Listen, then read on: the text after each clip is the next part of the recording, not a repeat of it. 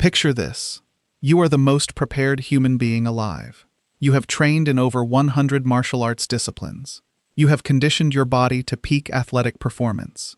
You have more money than most governments and every piece of equipment you could possibly need. You have spent years building a system specifically designed to make you untouchable in a fight. And then you go out every single night, for months, without sleep, taking hits that would hospitalize a professional fighter, landing on concrete from heights that would shatter a normal person's legs, absorbing gunfire through armor that stops the bullet but not the force behind it. Doing all of this while simultaneously running a billion-dollar company that requires you to be functional, presentable, and legally accountable every morning. This is Bruce Wayne's life. And the reason it works in the comics is the same reason a lot of things work in fiction. Nobody is keeping score. Nobody is tracking the cumulative damage. Nobody is asking what month 4 looks like, or month 8, or what happens when the body that was already operating at its absolute limit starts losing ground faster than it can recover. Today we are keeping score.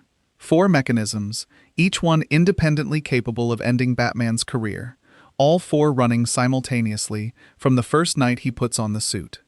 By the time we are done, you will understand why the most dangerous thing in Gotham is not the Joker or Ra's al Ghul.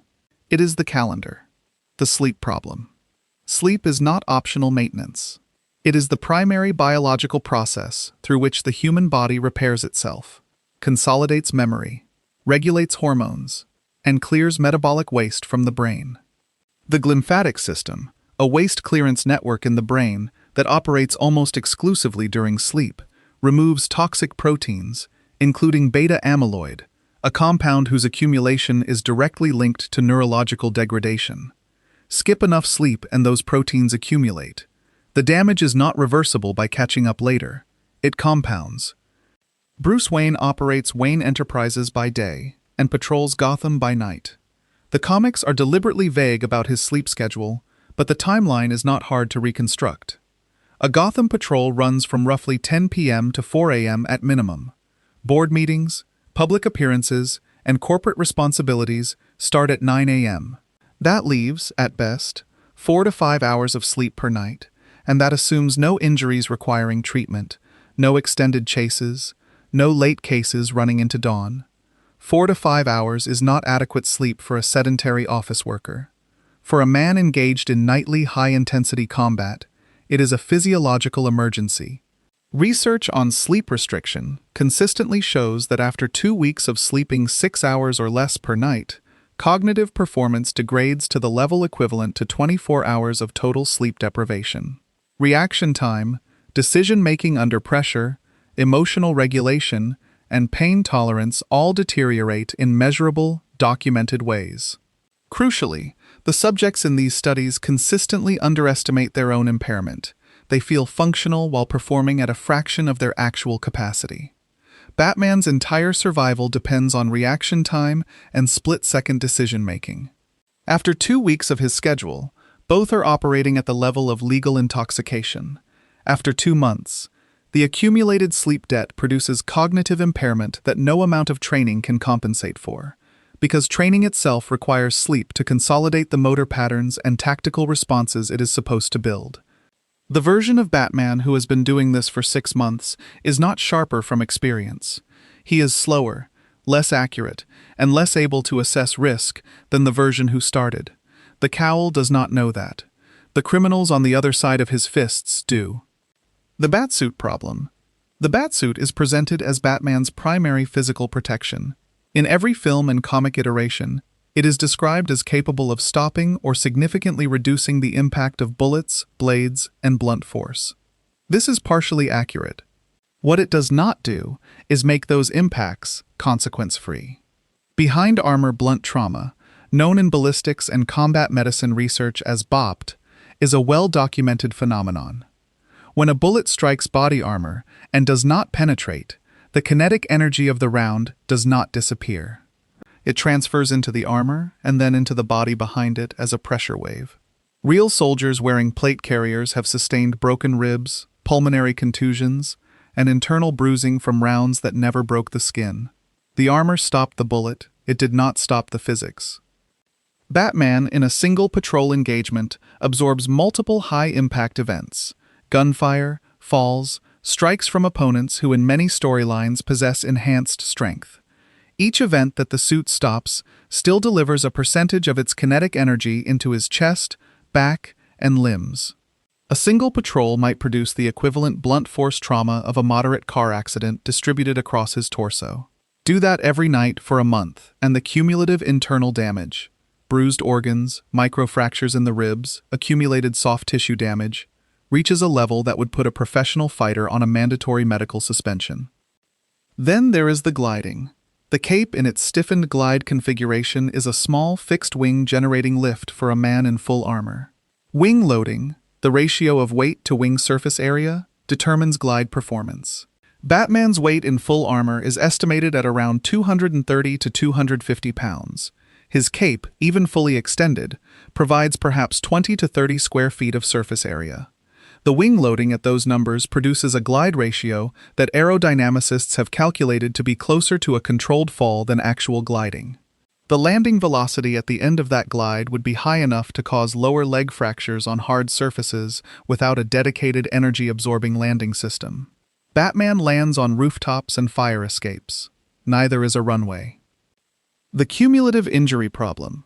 Professional combat sports have some of the most comprehensive injury data in medicine, precisely because fighters compete repeatedly under controlled conditions where injuries can be tracked and studied. The findings are consistent across boxing, MMA, and wrestling.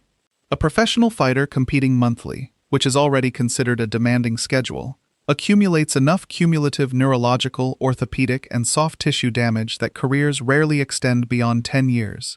Even with full medical support, mandatory recovery periods, and a team of specialists managing their physical condition between bouts. Batman fights nightly. Not once a month, not once a week. Every night, against multiple opponents, without referees, without rounds, without a corner team checking his condition between exchanges, and without the mandatory medical clearance protocols that exist in professional combat sports, specifically because the data showed fighters could not accurately self-assess their own damage accumulation. The specific injuries that end combat sports careers are traumatic brain injuries, accumulated through repeated subconcussive impacts long before a single knockout-level blow occurs. Research on professional boxers and NFL players has established that the neurological damage from repeated subconcussive impacts hits hard enough to cause brief disorientation but not loss of consciousness, is cumulative and progressive. Each impact adds to the total. The effects do not become visible until the damage crosses a threshold, at which point they are already severe and largely irreversible. Batman takes head impacts regularly. His cowl provides some protection, but is not a certified concussion prevention system. By month 6 of nightly operations, the subconcussive impact accumulation in his neurological profile would be comparable to a multi-year professional boxing career. The reaction time degradation, the decision-making impairment, the mood dysregulation, all of it compounds with the sleep deprivation already running in parallel. Two systems degrading simultaneously, each one accelerating the other's effects. By month 10, the Batman going out on patrol is not the Batman who started. He is a chronically sleep-deprived, neurologically compromised man with accumulating orthopedic injuries, operating in a high lethality environment on degraded cognitive function, with no medical team and no recovery protocol. This is not a recipe for a legend. It is a clinical description of a serious traumatic brain injury, waiting for the right night to become permanent. The legal wall. Here is the mechanism nobody in the comics wants to discuss, because it ends the story without a single punch being thrown. Batman's nightly operations involve breaking and entering, assault, battery, unlawful detention, and evidence tampering, every single night. The surveillance network the Bat computer runs over Gotham constitutes warrantless monitoring of private communications on a scale that would represent one of the largest unauthorized wiretapping operations in United States legal history. Law enforcement agencies do not ignore private surveillance networks operating in their jurisdiction. They investigate them. The FBI has pursued smaller unauthorized intelligence operations with significant prosecutorial resources. A private citizen running citywide communication intercepts would not be thanked for the tip-offs. They would be the subject of a federal investigation within months of the operation becoming detectable. And modern signals intelligence makes large-scale unauthorized monitoring detectable relatively quickly. The identity protection would not hold either.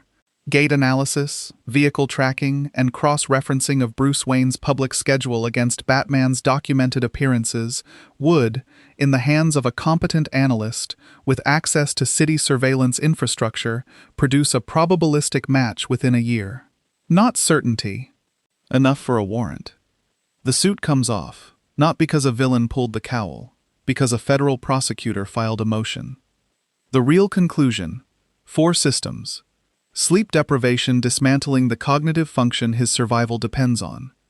The suit transferring enough cumulative kinetic energy into his body to produce the equivalent of a monthly car accident. Nightly combat, building a neurological injury profile that professional sports medicine would flag as career-ending by month 6. And a legal exposure that a determined federal agency could convert into an indictment without ever knowing his name. Batman does not fail because the villains get smarter. He fails because the body keeping score catches up to the man who forgot he was keeping one. The comics give him a decade. Reality gives him 11 months. Maybe 12 if he sleeps in on Sundays.